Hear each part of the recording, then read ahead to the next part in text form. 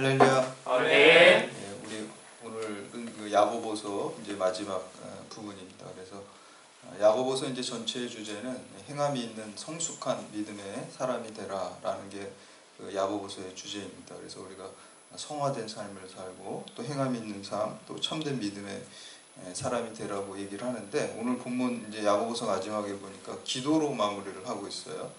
그러니까 야고보서는 행함을 우리가 이제 하라고 얘기하지만 우리 힘으로 안 된다는 걸 고백을 하는 것이죠. 그래서 우리가 하나님의 도우심, 기도를 통해서 그 행함을 온전히 이룰 수 있다라고 얘기를 하는 것입니다. 기독교의 진리는 인간 스스로 자력 구원이 안 된다는 게 진리거든요. 그렇지만 예수 그리스도 안에서 내게 능력 주시는 자에서 내가 무엇이든지 할 수 있다라는 그런 고백이 있는 것입니다. 그래서 죄악된 본성을 가진 인간은 할 수 없지만 우리가 예수 그리스도의 십자가에서 죄악된 자아가 죽고 예수 생명으로 다시 거듭날 때 다 할 수 있다라고 이렇게 긍정하고 있습니다. 그래서 근데 그 방법이 예수님 안에서 다시 거듭나고 예수의 능력과 도우심을 받는 방법이 이제 기도입니다. 그래서 이제 행함을 강조하는 야고보서에서 그 마지막에 그 단원의 막을 기도로 이렇게 마무리하는 것을 볼 수가 있습니다. 그래서 오늘 말씀 통해서 우리가 이제 쉬지 말고 기도하고 또 하나님께서 우리에게 계획하신 그 뜻을 이루시는데 여러분들이 기도를 결심하시는 그러한 시간이 되시기를 주님의 이름으로 축복합니다. 네. 첫 번째, 이 고난을 기도의 동력으로 삼으시기를 바랍니다. 우리 오늘 본문 12절 말씀 보면은요, 맹세에 대한 얘기가 나오고 있어요. 그래서 갑자기 기도 얘기를 하는데 맹세 얘기를 하나, 우리가 이렇게 생각할 수 있는데 한번 우리가 보겠습니다. 12절 말씀 함께 봉독합니다. 12절 시작. 내 형제들아, 무엇보다 맹세하지 말지니 하늘로나 땅으로나 아무 다른 것으로도 맹세하지 말고 오직 너희가 그렇다고 생각하는 것은 그렇다 하고 아니라고 생각하는 것은 아니라 하여 정죄 받음을 면하라. 아멘. 아멘. 우리가 보통 언제 맹세를 합니까?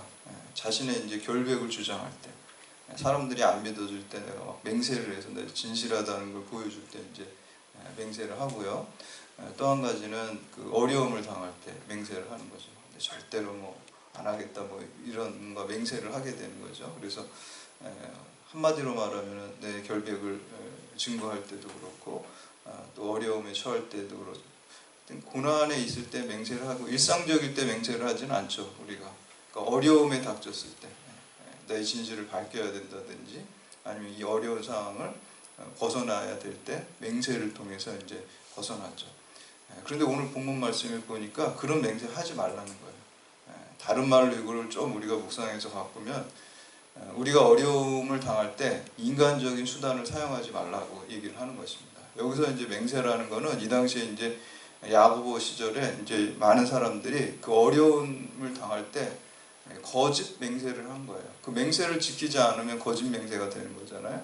그러니까 하늘로 땅으로 이게 다 하나님이 천지를 창조하셨는데 결국에는 그 하나님에 대해서 하나님을 두고 맹세를 하는 것들이 거짓 맹세가 되면 하나님의 영광을 가리게 되고 하나님을 욕되게 하기 때문에 우리들이 어려움에 처했을 때 하나님을 두고 사람들 앞에서 맹세하는 것이 아니라 인간적인 방법을 사용하는 것이라 하나님 앞에 나아가서 매달리고 기도하라라고 이렇게 말씀하는 것입니다. 그래서 우리 성경에 보면 그렇지만 우리가 맹세와 서원이 있죠.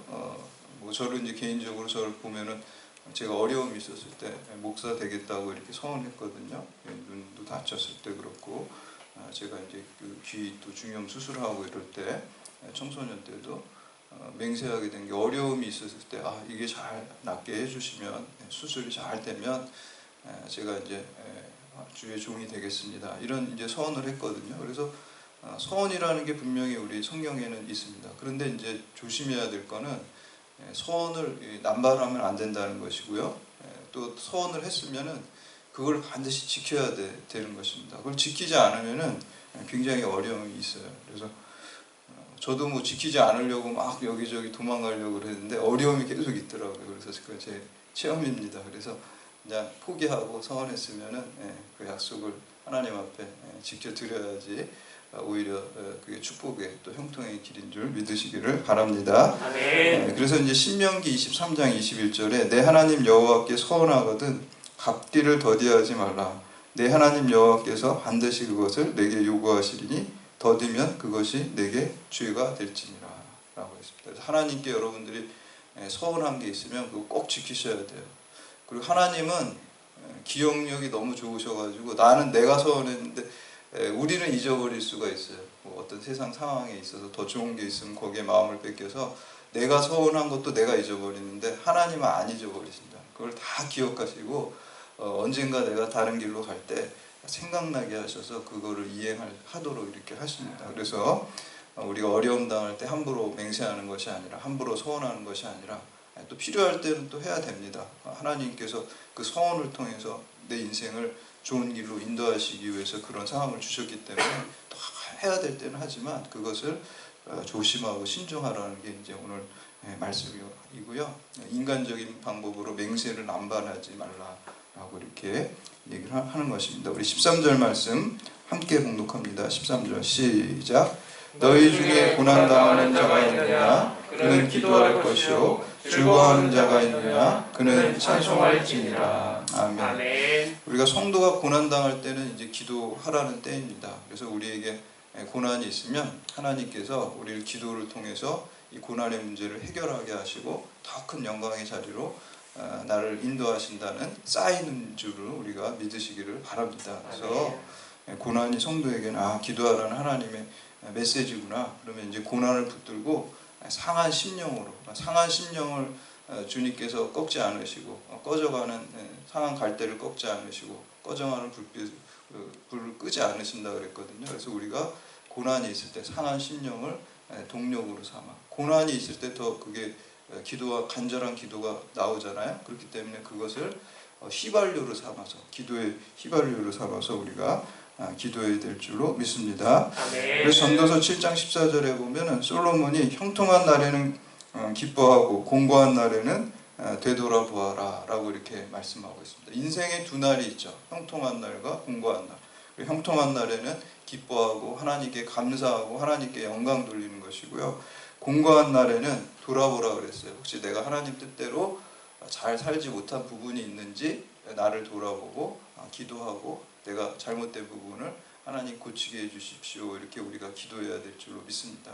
그럴 때 우리가 주님께 더욱더 나아갈 수 있고 우리가 더 큰 축복의 길로 나아가게 됩니다. 그래서 기도는 또 영적인 호흡이기 때문에 이제 쉬지 말고 기도해야 됩니다. 그리고 고난의 때는 산소 호흡기가 필요해요. 일반적인 숨으로 안 되니까 그래서 우리가 특별 기도를 또 간절히 해야 되는 것입니다. 그 심리학의 이제 3대 심리학자를 보통 이제 프로이트하고 융하고 아들러 이 세 사람을 얘기를 하거든요. 근데 이제 이 아들러라는 사람이 좀 상대적으로 덜 알려졌었는데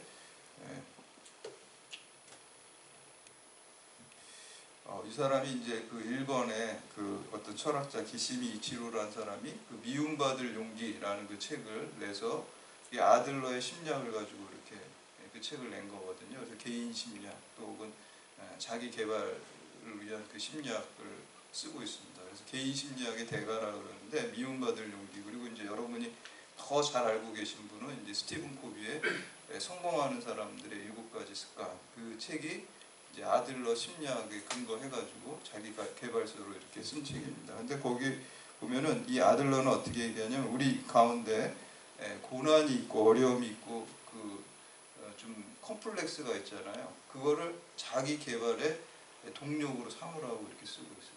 그러니까 여러분 가운데 우리가 내가 좀 컴플렉스가 있거나 또 내가 핸디캡이 있거나 그거를 절망하는 게 아니라 그것 때문에 내가 더 노력하고 우리는 어떻게 그것 때문에 더 우리의 부족함 때문에 하나님께 더 나아가서 동력으로 기도해야 될 줄로 믿습니다. 그래서 그 부족함 때문에 우리가 부족함 없는 하나님의 은혜를 잊게 되는 것입니다. C.S. 루이스는 고난은 하나님의 음성을 듣는 확성기라고 이렇게 얘기하고 있습니다. 그리고 하나님께서는 고난과 우리의 부족한 점을 통해서 더 하나님께 나아가고 하나님의 사람으로 우리를 빚어주시고 영광의 자리로 인도하십니다. 두 번째는 의로운 삶을 드리면서 기도를 하시기 바랍니다. 저희 그 집사람이 그 초등학교 어렸을 때부터 이제 교회 같이 다녔던 그 친구하고 이렇게 통화를 한 다음에 통화를 끊고 저한테 얘기를 해준대. 우리 친구 누구 아무개가 요즘 뭐 어려운 일이 있는 것 같다고 이렇게 얘기를 저한테 하더라고요. 그러면서 그래서 이제 자기가 그렇게 얘기를 했대요. 너 이제 그 어려운 문제 있으니까 기도 많이 하고 있지? 그렇게 이제 물어봤대요. 저희 집사람. 그러니까 그 친구가 아니 나 기도 안 하고 있어 그러더라고요. 너 왜 기도를 안 하냐 그러니까 어차피 뭐 기도해도 다 하나님 뜻대로 되는 건데 이렇게 대답을 했다는 거예요. 그래서 제가 그 얘기를 해줘서 야 무슨 그런 이단 같은 생각을 다 가지고 있냐 그랬어요. 기도하지 않는다는 거. 어려움이 있으면 근데 우리가 기도해도 다 하나님의 뜻대로 된다는 거예요. 물론 하나님 뜻대로 되는 거지만 하나님께서는 기도의 방법을 통해서 일하십니다.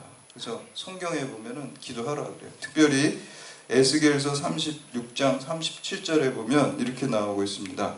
주 여호와께서 이같이 말씀하셨느니라. 그래도 이스라엘 족속이 이같이 자기들에게 이루어 주시기를 내게 구하여야 할지라. 이렇게 말하고 있어요. 하나님께서 이스라엘 백성들에게 너희가 내게 돌아오면 내가 너희를 다 구원하시겠다고 약속을 하셨어요. 하나님이 신실한 하나님이시고 전능하신 하나님이기 때문에 그 약속을 반드시 지켜요. 그렇지만 그럼에도 불구하고 하나님이 다 그 약속을 이행하시지만 그래도 너희는 그 약속이 이루어지기를 구해야 된다라고 이제 말씀하고 계십니다. 그래서 여러분 오늘 우리 가운데 하나님께서 주신 그 약속이 있다면 그 약속이 100% 우리의 삶 가운데 하나님의 때, 하나님의 방법대로 이루어질 걸 믿으시기를 바랍니다. 아멘. 그리고 그것이 이루어지기를, 그 약속이 이루어지기를, 나의 삶 가운데 이루어지기를 기도하시기 바랍니다. 아멘. 그래서 우리가 약속이 있다는 게 이미 축복이에요. 하나님의 약속은 100% 이루어지니까요. 우리가 그 시기와 방법만 모를 뿐이죠. 100% 이루어집니다. 그래서 우리가 해야 될 것 두 가지. 믿는 것, 이루어진다고 믿어야 되고, 또 한 가지는 이루어지기를 기도해야 될 줄 믿습니다. 그게 우리 성도가 해야 될 일입니다. 그래서 우리가 그렇게 기도를 해야 되고요. 특별히 오늘 말씀해 보니까 의로운 삶을 가지고 기도해야 돼요. 제가 여기 우리 경찰대학에 올 때 이렇게 오다 보면은 그 낙석이 이렇게 도로에 떨어진 데가 있어요. 그러면 그 낙석을 피해서 가야 되죠. 위험하잖아요. 낙석이 있으면. 그리고 어떤 날에는 비가 많이 온 날에는 제가 이렇게 오다 보니까 낙석이 이렇게 많이 떨어져 가지고 한 차선을 막고서 그거를 제거 작업을 하는 것을 봤어요. 기도도 마찬가지예요. 하나님과 우리 사이에 이 죄의 낙석이 있으면 기도가 막히게 되는 거예요. 그걸 제거를 해야 돼요. 그러니까 우리가 기도할 때도 죄의 문제, 하나님과 우리 사이에 막혀있는 낙석을 치워야 되는 것입니다. 그리고 기도해야지 소통이 되는 거예요. 또 한 가지는 우리 마음속에 누군가를 미워하는 마음이 있으면 기도가 영적으로 막히게 돼요. 하나님은 사랑이시기 때문에 우리 안에 그 내주하시는 하나님의 영이신 성령님이 미워하는 마음과 공존할 수가 없는 거예요.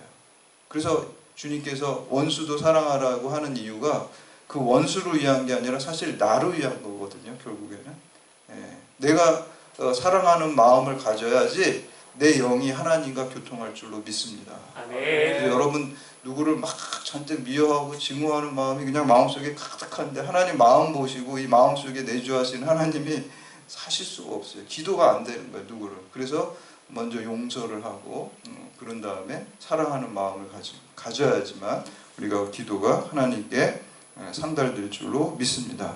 아멘. 그리고 우리가 구한 대로 하나님께서 기도를 들어주시는 게 아니라 기도하면 100% 제가 늘 강조하지만 하나님의 더 좋은 곳으로 주십니다.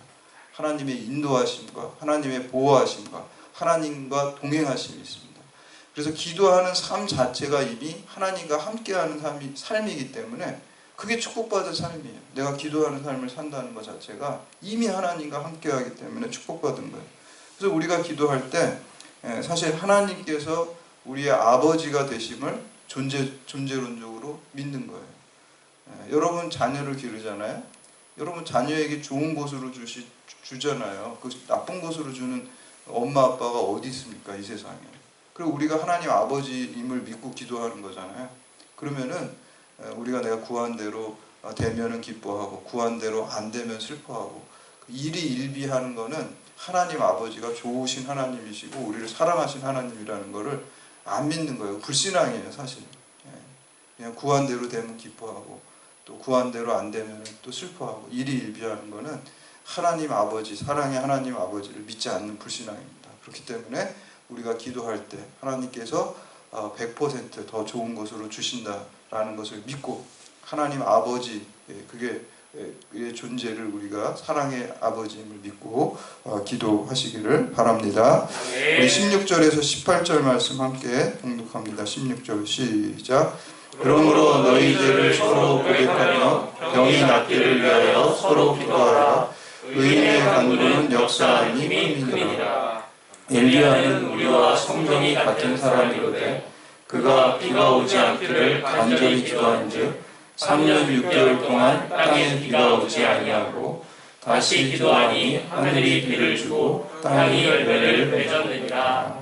아멘. 죄를 서로 고백하면서 기도하라 그랬죠. 그러니까 죄의 문제를 해결해야 돼요. 아까 말한 것처럼 죄의 낙석이 있으면 기도가 막히게 돼요. 그리고 누구를 미워하는 마음이 있으면 그것도 하나님께 죄를 짓는 거예요. 원수도 사랑하라 그랬는데 제일 큰 예수님의 계명이 사랑 계명이잖아요. 하나님 사랑, 이웃 사랑인데 그걸 안 지키는 거잖아요. 그래서 미워하는 마음도 제거하고 그러고 기도해야 됩니다. 그리고 의인의 기도는 그 역사하는 힘이 크다라고 이렇게 16절에 나오는데 그 예로서 이제 엘리야를 이렇게 들고 있어요. 그래서 엘리야는 여러분 하나님 말씀에 순종한 선지자이고 또 죽음을 보지 않고 하늘로 올라간 그러한 선지자입니다. 근데 이 엘리야에게 어떤 점이 있었냐면요, 순수한 마음이 있었고요, 또 순종하는 의로운 삶이 있었어요. 여러분 기도할 때 이 두 가지가 꼭 필요해요. 순수한 마음으로 기도를 해야 돼요. 마음을 보시기 때문에. 그리고 하나님 말씀에 순종하는 그 삶을 가지고 기도를 해야 될 줄로 믿습니다. 아멘. 그럴 때 엘리야와 같은 놀라운 역사가 일어나요. 3년 6개월 동안 비가 오지 않았는데 엘리야가 기도하니까 비가 왔다 그랬어요.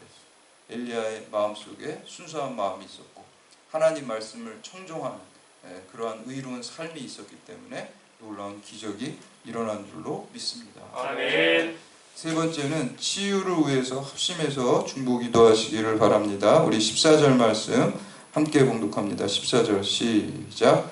너희 중에 병든 자가 있느냐? 그는 교회의 장로들을 청할 것이요 그들은 주의 이름으로 기름을 바르며 그를 위하여 기도할지니라. 아멘. 여러분 교회 안에 아픈 사람이 있으면 그 사람을 위해서 여러분들 꼭 기도하시기 바랍니다. 우리 서로 경찰대학 교우들이 이제 아픈 분들을 위해서 또 건강을 위해서 늘 중보 기도하라는 게 하나님 말씀이에요. 그리고 여기서 보면 이제 장로라고 이렇게 나오고 있는데 여기서 장로는 지금의 장로의 개념하고는 좀 달라요. 이때 당시에는 초대교회 때는 그 직분이 이렇게 세분화되지 않았거든요. 그래서 여기서 장로는 사실 교회의 어떤 모든 교인들을 통칭하는 거, 목회자까지 통칭하는 거예요. 그래서 목사나 어떤 감독이나 좀 교회 지도자라고 할 수가, 평신도 지도자들 다 포함해가지고 장로라고 이렇게 표현하고 있습니다. 그 사람들과 합심해서 기도하고 또 한 가지는 기름을 바르면서 기도하라라고 이렇게 나오고 있죠. 이게 무슨 의미냐면 물론 성령의 기름이 부어져가지고 그 아픈 사람이 치유되는 역사가 있다라는 중의적인 의미도 있지만 기름을 바른다는 건 사실 이 당시에 치료행위였어요. 옛날에 시골에 가면은 뭐가 만병통치약에서 벌에서도 할머니가 된장 발라주고 뭐해도 근데 된장이 그 무슨 뭐 만병통치약이었잖아요. 민간 치료처럼. 이런 것처럼 이때 당시에 이 이스라엘 사람들에게는 기름을 바르는 게 치료적인 행위였어요. 그래서 선한 사마리아 사람 비유에도 보면요, 거기에도 그 강도 만난 사람에 대해서 기름과 그 포도주를 그 상처에 이렇게 발라주고 싸맸다는 말이 나와요. 그러니까 기름, 뭐를 고칠 때 기름을 바른다는 거예요. 이 의미는 뭘 의미하냐면 우리가 아픈 사람을 위해서 기도하지만 자연적인 치료 행위를 병에 하라는 의미예요. 제가 예전에 TV에서 무슨 다큐멘터리 같은 거 봤는데 어떤 그 여자분이 딸아이를 갖고 있는 여자분이 이단 종교에 빠졌어요. 근데 그 딸아이가 중한 병에 걸렸는데 기도로 이 아이를 낫게 하겠다고 병원 가서 수술하고 뭐 이렇게 해야 되는 병인데 병원을 절대 못 가, 그렇게 하고 그냥 기도로 하고 안수 기도로 낫게 하겠다는 거예요. 그러니까 그 아이가 점점 더 안 좋아지는 거예요. 그럴 때는 그거는 올바른 신앙이 아니에요. 왜냐하면 하나님께서는 초자연적인 것만 만드신 분이 아니라 자연도 만드신 분이에요. 이 자연을 누가 만드셨나요? 이거 하나님이 만드신 거예요. 우리 뭐 자연계시, 특별계시 얘기를 하지만 우리의 이성과 양심, 예수 믿지 않은 사람들에게 또 그거를 하나님께서 만드신 거예요. 그리고 그 천지 만물의 자연적인 질서도 하나님께서 주신 거예요. 그래서 현대 과학의 발달과 문명의 발달들이 물론 그 과학자들이랑 의사들이 예수 안 믿는 사람도 많이 있겠죠. 근데 그거 다 누가 주셨나요? 우리 기독교에서. 그거 다 하나님이 주신 거라고 믿는 거잖아요. 하나님이 다 주신 거예요. 그래서 우리를 하나님을 초자연적인 영역에만은 이렇게 좁은 데다 하나님을 놓으면 안 된다는 거예요. 자연적인 것, 초자연적인 것 그것을 하나님께서 다 관장하시는 분이세요. 그렇기 때문에 우리가 현대 의학의 의술을 갖다가 할 수 있는 거는 다 하면서 기도를 해야 돼요. 그래서 뭐 현대 의학은 다 끊는다, 난 기도만 한다. 그거는 좋은 신앙이 아니에요. 오늘 본문 말씀에 보니까. 그래서 기름을 발라가면서 기도를 하라는 거는 자연적인 치료 행위도 병행하면서 기도하라고 이렇게 말씀하고 있습니다. 그래서 우리가 분명히 이런 그 바른 신앙을 가져야 될 줄로 믿습니다. 그래서 유명한 기독교 의사인 그 암브로스 파레라는 그 사람이 있어요. 근데 이분이 자기의 진료실 앞에 뭐 글씨를 이렇게 써붙여놨는데 거기 뭐라고 써있냐면 나 의사 파레는 상처를 치료하고 하나님은 병을 낫게 하신다. 그래서 의술을 가지고 본인이 이렇게 손을 통해서 이렇게 하지만 하나님이 다 낫게 하시는 거예요. 의사들이 뭐 이제 맹장 수술하고 그럴 때 뭐 의술을 가지고 이렇게 본인들의 손으로 수술을 하지만 그게 다 자리 잡는 거는 또 하나님이 다 만져주시는 거거든요. 우리 생명의 그 어떤 이치에 의해서 하나님께서 역사하시는 것입니다. 우리 15절 말씀 함께 봉독합니다. 15절 시작. 믿음의 기도는 병든 자를 구원하리니 주께서 그를 일으키시리라. 혹시 죄를 범하였을지라도 사하심을 받으리라. 아멘. 여기 보면 우리가 믿음의 기도가 병든 자를 치료한다라고 하지 않고 구원한다라고 이렇게 말씀하고 있어요. 하나님께서 우리 예수님께서도 우리 복음서에 보면 병자들을 이렇게 치료하시잖아요. 근데 그 치료 행위에는 육체적인 치료만 있는 게 아닙니다. 우리가 혼과 영의 치료가 있어요. 우리 정신적으로 절망하고 우울증에 걸린 사람들이 치료돼 가지고 기쁨으로 나올 수 있는 거고요.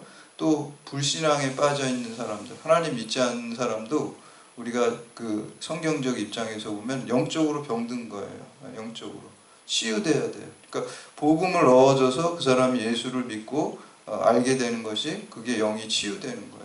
주님을 떠나 있는 사람은 병들어 있다고 보는 거예요. 그렇기 때문에 예수님께서 병자들을 많이 치유해 주셨잖아요.